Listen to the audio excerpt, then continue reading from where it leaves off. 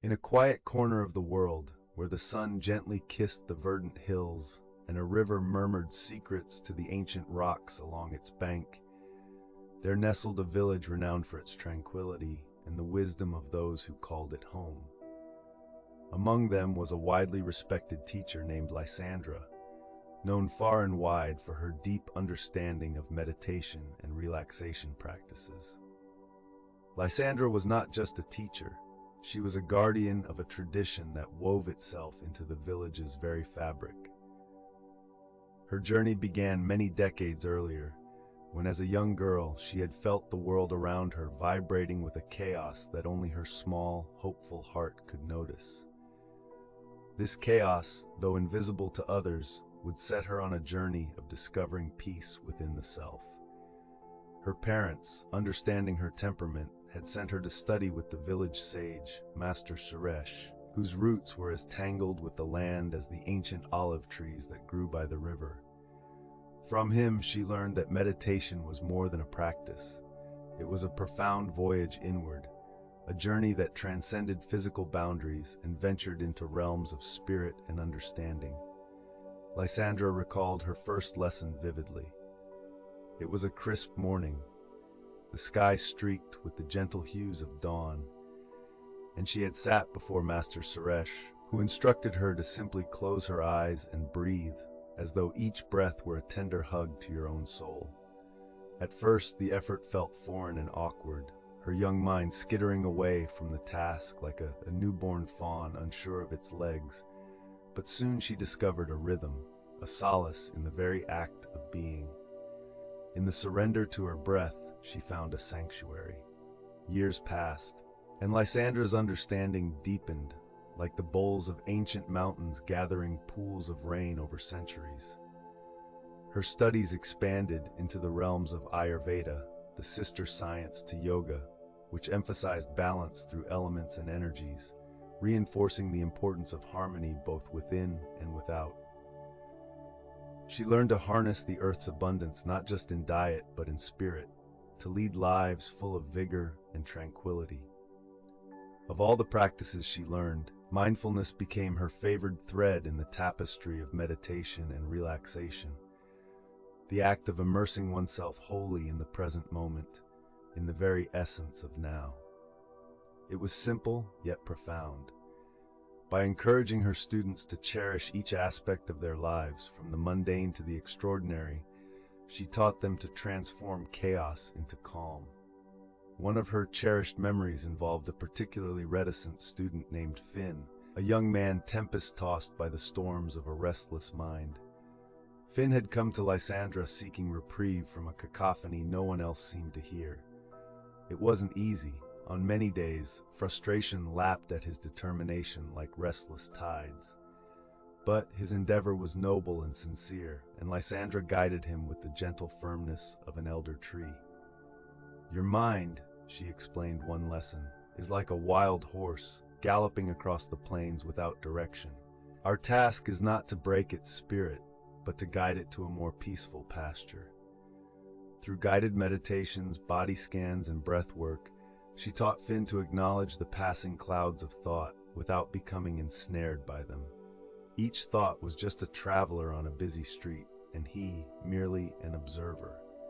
Over time, bursts of clarity emerged, a clear sky emerging from transient clouds, and he experienced moments of stillness within himself that he hadn't believed possible. Lysandra also introduced Finn to the age-old practice of yoga, marrying movement with breath. The asanas, each telling their own story of strength, balance, and flexibility, became for Finn a physical counterpart to his meditation practice. He discovered that releasing physical tension in the body was often mirrored by a dissolution of mental knots and constrictions. The movements taught him to listen to his body, to find strength in still nay, cess, and fluidity in strength. With time, Finn transformed. The restless sea within him calmed, and he became Lysandra's student in teaching others the serenity he had found. He embodied her teachings, reminding those he encountered that peace was not a destination, but a journey, one carved with patience and persistence. Lysandra also cherished the power of sound in meditation. On days when the village's chatter was more raucous than usual, she would retreat to her little garden with a Tibetan singing bowl, allowing its resonant, soothing tones to envelop her. Sound, she believed, was a bridge between the external and internal worlds, capable of harmonizing both. Many evenings, she shared this practice with those who gathered under the stars, reveling in the cosmic symphony above. Together they wove a delicate tapestry of sound and silence, the subtle vibration of the bowl mingling with the whisper of the night breeze. In classroom settings and informal gatherings, Lysandra also emphasized the healing power of nature, a sustaining force that fostered connection and clarity. Outdoor meditations were common under her guidance, for she held a conviction that the earth's grandeur inspired inner peace better than walls of stone ever could. "Look to the river," she would say, pointing to the shimmering ribbon of water threading its way through the valley. "It flows without hesitation, moving toward a destination beyond sight.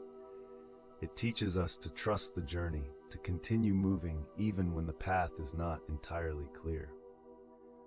In autumn, when the leaves blushed crimson and gold, Lysandra encouraged her students to blend breathwork with the vibrancy around them.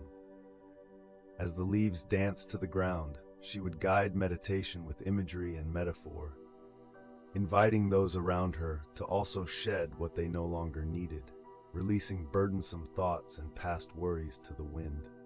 This mindset of release and renewal was one of Lysandra's core teachings. Life was not static, but an ever-expanding circle, an eternal autumn in which we must continuously let go to grow anew. Her philosophy inspired many, and the village became known as a haven of peace.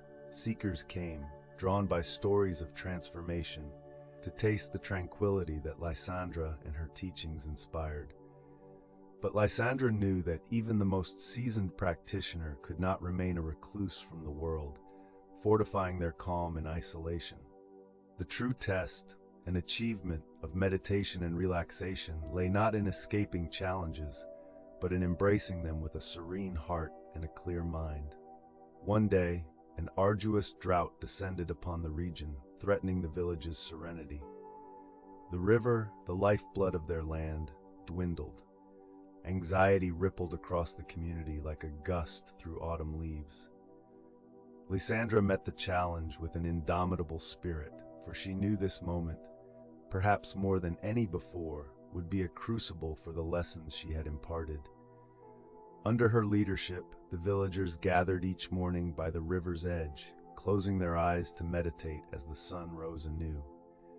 They focused not on the fear of scarcity, but on gratitude for what they had, offering a collective mindfulness in the presence of nature's ebb and flow.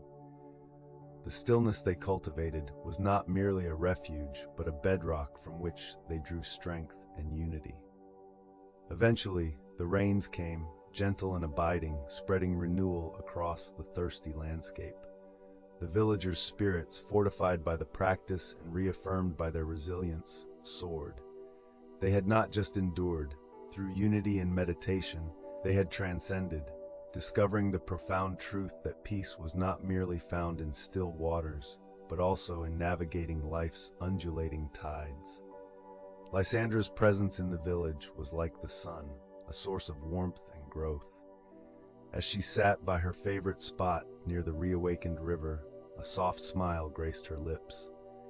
In the reflections that danced across the water, she saw mirrored the joy, nay, of every individual who had embraced meditation, the soothing ripples of peace reaching outward, touching lives and altering destinies.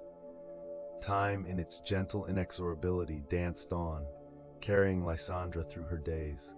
But her teachings, the essence of peace she nurtured, were as enduring as mountain roots.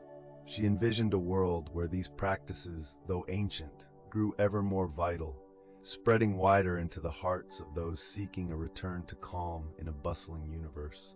And so, the legacy of peace, carved from quiet moments and mindful living, continued to unfurl, an ever-unfolding lotus of tranquility that forever inspired all who encountered it. Within each moment, each breath drawn with intention and love, was planted a seed for a future blossoming anew under stars that forever shone down upon the village and its cherished teacher, Lysandra.